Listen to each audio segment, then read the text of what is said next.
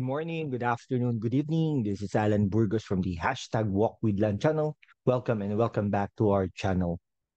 Okay, so today, let us talk about the possible arrest of former President Rodrigo Roa Duterte, no? So guys, may mga ano kasi no, may mga balita na nandito na daw ang mga taga ICC investigators or International Criminal Court kumbaga, no? So may mga bali-balita rin na after nito magkakaroon ng arrest warrant si former President Rodrigo Roa Duterte. Okay? Ang tanong natin, gusto mo ba itong mangyari? Or kaya ano kayang mangyayari after maaresto si former President Rodrigo Roa Duterte? No? Nakapanayam si ano no? Na-interview si Justice Secretary Boying Remulla. Ang sabi niya ay respeto naman kung nandito na yung mga taga-ICC, no? Ba't kaya niya nasabi yun, no? Baka may alam siya na nandito na talaga si yung mga investigators ng ICC, no? Pero dapat naman alam ito ng Pangulo ng Pilipinas at nagsasalita ang Pangulo ng Pilipinas with regards to this. Hindi lang yung Justice Secretary, kumbaga, no? Bakit meron bang pahintulot ang Malacanang with regards to this? Bakit kaya hindi uma-attend na si Vice President Sara Duterte sa mga event ng ating Pangulo at First Lady Lisa Lisa Marcos? Okay? Ayun, no? Pero let us just give a backgrounder on the International Criminal Court, no? Dati po tayong miyembro niyan. Actually, si ano nga former senator at saka late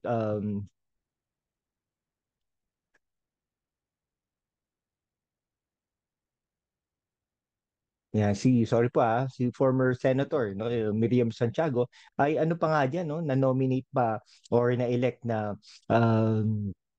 judge or justice diyan sa ICC. So talaga tayong miyembro po tayo nito no. Kaya lang nung ano po nung 2019 sa pangunguna po ni President Rodrigo Roa Duterte ay naano po tayo no umalis po tayo diyan sa ICC na yan, International Criminal Court. Ito po yung mga nag-uusig na mga pangulo ng mga war zone na bansa kumbaga no sa Africa, sa Russia, mga ganyan. Yung mga mga genocide ganyan no tapos kinukulong nila yung mga pangulo na yon. Pero ito it's a different story here no. Yung drugs naman no sa drugs ganon. May mga nakasuhan ng mga pulis. May mga nakasuhan naman ng mga pulis, may na-prosecute naman, may nakulong naman ng mga pulis, ganyan, no? So, kasi ang target nila dito ay including opposition, sila Trillanes, no? Si ano no, si dating Pangulong Rodrigo Roa Duterte, Bongo, si De La Rosa, si Sara Duterte, mga ganon. Mga Duterte friends and clans, kumbaga. Okay? Kaya lang iba po no? Naging pangulo po kasi ito ng Pilipinas. Magkaiba po yung kasi may mga nakulong naman po ng mga dating pangulo, no? Sa recent times, so in modern times. Unang-una diyan, ang nakulong diyan ay si Erap, no? Erap Estrada. So sa panahon ni Gloria Macapagal Arroyo, no? After niyang umalis, no?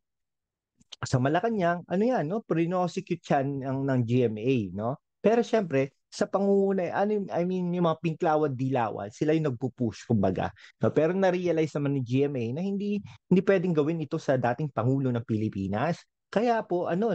Nakawala naman din naman si Erap Estrada, kumbaga, no? Nawawala yung camera. Okay, so ano naman no?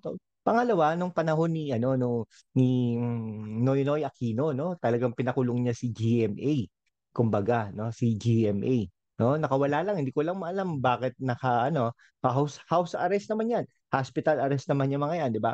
Pero ano pa rin nakulong pa rin yung mga 'yan no. Now, it's a different story, no? Kasi hindi dito sa Pilipinas ikukulong yan.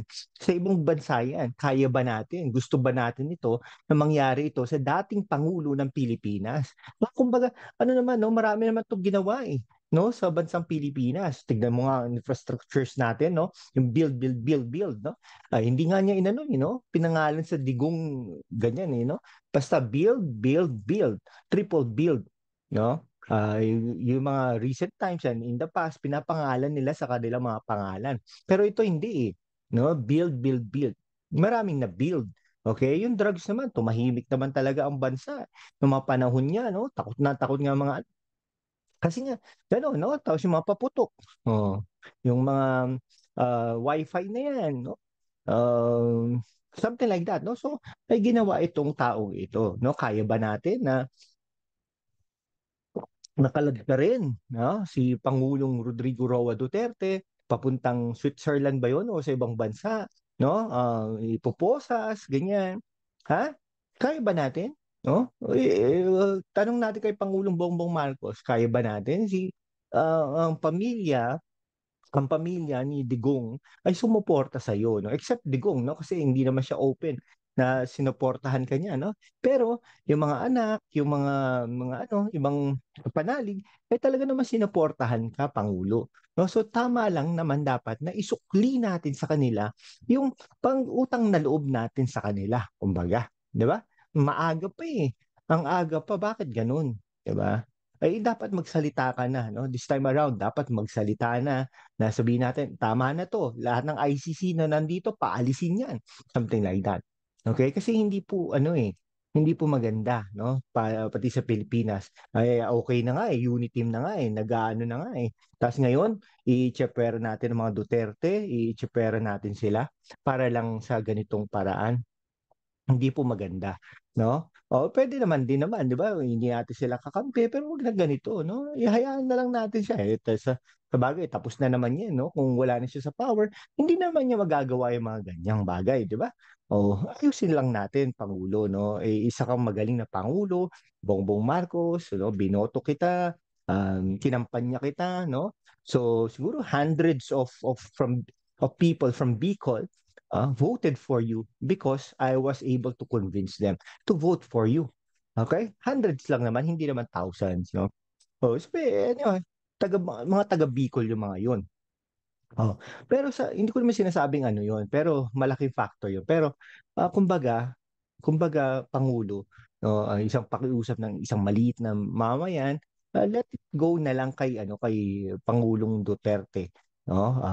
Kasi pag inaresto 'yan, believe me, ang mga generals, mga military na napataas ang sweldo sa panahon ni Pangulong Rodrigo Roa Duterte, ay talagang mag-aano yan, sasama ang loob niyan, no? Baka nga isa pa yan sa mga ways na pwedeng i-destabilize ang inyong gobyerno. No, wag naman sana mangyari, no? Kasi ayaw natin na hindi matatapos ang iyong termino, Pangulo, no? Ako ang isang lalaban diyan na hindi pwede na hindi matapos ang iyong termino, no? Yan. Kaya lang, paano yung mga mahal mo sa buhay na gustong maging pangulo in the next few years, in the next few centuries? Wala na, 'di ba? Wala na. Okay? So sana po maano po natin 'yan. Ma ma mailaban natin si Pangulong Rodrigo Roa Duterte. No? So before we end, let us just honor our subscribers. They are now 3,000, 5,000, sorry, 5,380. No? 5,380 subscribers. Okay, thank you so much. Okay, thank you so much, so much. All right. Um, Okay, so if you are not yet subscribed to our channel, please do it so now so that we can be able to maintain and sustain this channel. And then all our subscribers are located around the world. Okay, maraming salamat po sa ating mga kababayan. Those people who are subscribed to us from the United States of America, um, from well, let us check, no? From different parts of the world, no? Yan. Different parts of the world. Okay?